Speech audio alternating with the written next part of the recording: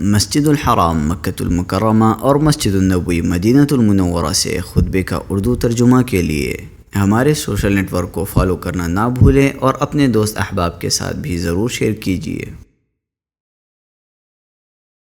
خطبہ جمعہ مسجد النبوی، تاریخ 10 رجب 1446 ہجری بمطابق 10 جنوری 2025 عیسوی۔ موضوع ماہ رجب میں مروجہ بدعات۔ خطیب فضیلۃ الشیخ حسین آل شیخ حفظہ اللہ، ترجمہ عبد الرحمن بن لطف الحق۔ لامتناہی تعریفیں اللہ کے لیے ہیں اور میں گواہی دیتا ہوں کہ اللہ کے سوا کوئی معبود برحق نہیں، وہ تنہا ہے، اس کا کوئی شریک نہیں، وہ اکیلا بھی ہے اور بے نیاز بھی ہے، اور میں گواہی دیتا ہوں کہ ہمارے نبی محمد صلی اللہ علیہ وسلم اس کے بندے اور رسول ہیں جو عبادت گزاروں میں سب سے افضل اور بہتر تھے۔ اے اللہ، رحمت اور سلامتی نازل فرما آپ صلی اللہ علیہ وسلم پر، آپ صلی اللہ علیہ وسلم کی آل پر اور آپ کے اصحاب پر جو اپنے نبی محمد صلی اللہ علیہ وسلم کے سب سے بہتر مقتدی اور پیروکار تھے۔ اے اللہ، آپ پر اور آپ کے اصحاب پر درود و سلام نازل فرما۔ اے مسلمانوں، تقوی الہی اختیار کرو، اور تقوی الہی اختیار کرنے والا سعادت مند ہی ہوتا ہے، بدبخت و بدنصیب نہیں ہوتا، نیز کامیاب ہوتا ہے اور نجات پاتا ہے۔ جیسا کہ اللہ رب العالمین کا ارشاد ہے، اور جو اللہ سے ڈرے گا اللہ اس کے لیے کوئی راستہ نکال دے گا اور اسے رزق دے گا جہاں سے وہ گمان نہیں کرتا، اور جو شخص تقوی الہی اختیار کرتا ہے اللہ اس کے لیے ہر مشکل سے نکلنے کا راستہ بنا دیتا ہے، جیسا کہ ارشاد باری ہے، اور جو کوئی اللہ سے ڈرے گا وہ اس کے لیے اس کے کام میں آسانی پیدا کر دے گا، اور جو تقوی کو لازم پکڑتا ہے وہ اپنے مالک کی رضا مندی سے سرفراز ہو جاتا ہے۔ ارشاد باری تعالی ہے، اور جو کوئی اللہ سے ڈرے گا وہ اس سے اس کی برائیاں دور کر دے گا اور اسے بڑا اجر عطا کرے گا۔ اللہ کے بندو،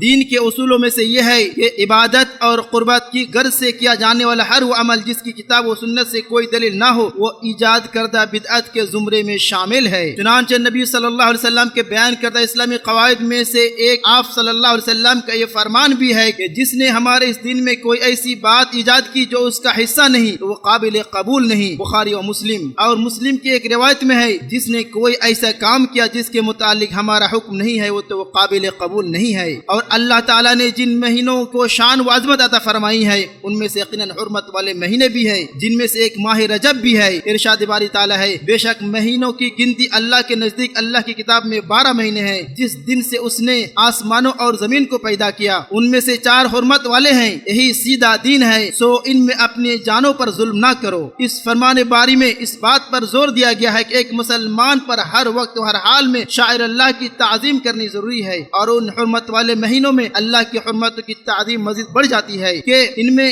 حرام کردہ امور اور منع کردہ اشیاء سے کلی طور پر اجتناب کیا جائے، خیر و بھلائی اور نیکی کے کاموں میں سبقت کی جائے، بشرط کہ بدعت و خرافات سے دوری اختیار کی جائے اور دین میں نئی چیزیں ایجاد کرنے سے اجتناب کیا جائے۔ اور علماء اسلام کا اس بات پر اتفاق ہے کہ ماہ رجب میں خصوصی عبادات کے تعلق سے کوئی چیز ثابت نہیں ہے سوائے ان اعمال کے جو دوسرے اوقات میں بھی مشروع ہیں اور ان پر شرعی دلیل موجود ہے۔ اور ہمیں یہ جان لینا چاہیے کہ ماہ رجب میں روزے کے رکھنے کی خاص فضیلت یا اس کی خاص راتوں میں قیام سے متعلق جتنی بھی احادیث رسول اللہ صلی اللہ علیہ وسلم کی طرف منسوب کی جاتی ہیں وہ یا تو ضعیف ہیں یا موضوع و من گڑت ہیں، جیسا کہ فن حدیث کے ماہر علماء و محدثین نے اس بات کی خوب وضاحت کر دی ہے۔ ابن حجر رحمہ اللہ فرماتے ہیں، ماہ رجب کی فضیلت یا اس میں روزوں کی فضیلت یا اس کے کچھ دنوں کے روزوں کی فضیلت سے متعلق وارد صریح روایت 2 قسم کی ہیں، ایک ضعیف اور دوسری موضوع و من گڑت، اور اسی طرح کی بات ابن تیمیہ، ابن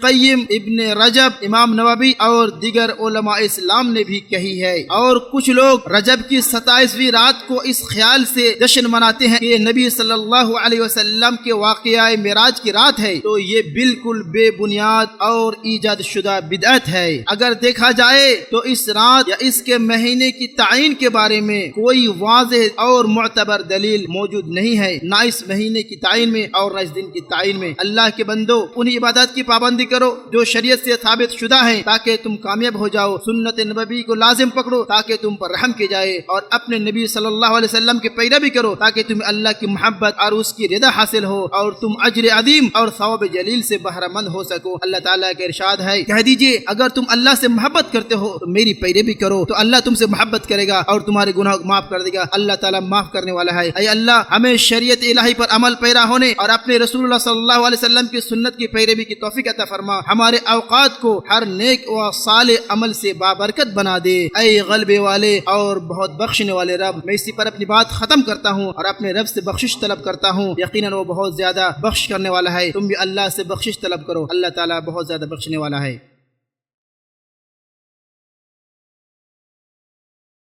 पाकीज़ा और बेशुमार तारीफें अल्लाह के लिए हैं और मैं गवाही देता हूँ कि अल्लाह के सिवा कोई माबूद बरहक नहीं, वो तन्हा है दुनिया व आखिरत में, उसका कोई शरीक नहीं। और मैं गवाही देता हूँ कि मोहम्मद अल्लाह के रसूल हैं। ऐ अल्लाह उन पर हमेशा बेशुमार रहमतें और सलामती नाजिल फरमा। अल्लाह के बंदो, अवामुन्नास में नबी सल्लल्लाहु अलैहि वसल्लम की तरफ मंसूब ये हदीस मशहूर है कि आप सल्लल्लाहु अलैहि वसल्लम माह रजब के शुरू होते ही ये दुआ फरमाते, ऐ अल्लाह माह रजब और शाबान में हमारे लिए बरकत का नुज़ुल फरमा और हमें माह रमजान तक पहुंचा दे। तो ये हदीस नबी सल्लल्लाहु अलैहि वसल्लम से साबित नहीं है। इसे इमाम नबवी, इब्न रजब और बाद वाले बहुत से उलमा मुहद्दिसीन ने जैसे शेख इब्न बाज और शेख अल्बानी रहमहुल्लाह ने ज़ईफ करार दिया है। ताहम हर खैर की दुआ मांगना शरीयत के उमूमी दलाइल की बुनियाद पर मशरू और साबित है, अलबत्ता उसमें कोई इजाद नहीं कर सकते हैं। हाफिज इब्न रजब ने फरमाया, मुअल्ला बिन फضل कहा करते थे कि सलफ़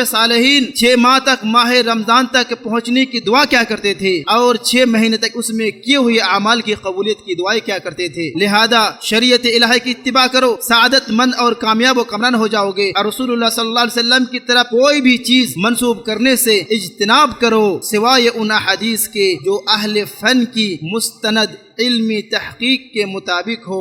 इरशाद बारी ताला है, और नमाज कायम करो और ज़कात अदा करो और रसूल का हुक्म मानो ताकि तुम रहम किए जाओ। अल्लाह के बंदो, नबी करीम सल्लल्लाहु अलैहि वसल्लम पर बकसरत दरूद व सलाम भेजो, तुम बुलंद दर्जात के हामिल बन जाओगे और अल्लाह तुम्हारे लिए हर गम से निकलने का रास्ता बना देगा और तुम्हें हर तंगी से निजात अता फरमाएगा। ऐ अल्लाह हमारे नबी मोहम्मद सल्लल्लाहु अलैहि वसल्लम पर दरूद व सलाम नाजिल फरमा और उनकी आल पर और तमाम सहाबा किराम से और ता क़यामत उनके नक्शे कदम पर चलने वाले से राजी हो जा। ऐ अल्लाह तमाम मुसलमानों की मग़फ़िरत फरमा, जिंदा व फौत शुदा तमाम मुसलमानों की मग़फ़िरत फरमा। ऐ अल्लाह मुसलमानों को खैर व हक पर इकट्ठा कर दे। ऐ अल्लाह अपने और उनके दुश्मनों के खिलाफ उनकी मदद फरमा। ऐ अल्लाह मुसलमानों की मदद फरमा। ऐ अल्लाह मुसलमान बीमारों को शिफायाबी अता फरमा। ऐ अल्लाह उनके हम व गम को दूर कर दे और उनसे मुश्किलात और मुसीबतें दूर फरमा दे और उनके मुआमलात आसान फरमा। ऐ अल्लाह उनके फकीरों को मालदार बना दे। ऐ अल्लाह जो अपने घर से दूसरे घर निकल गए हैं उन्हें सलामती अता फरमा।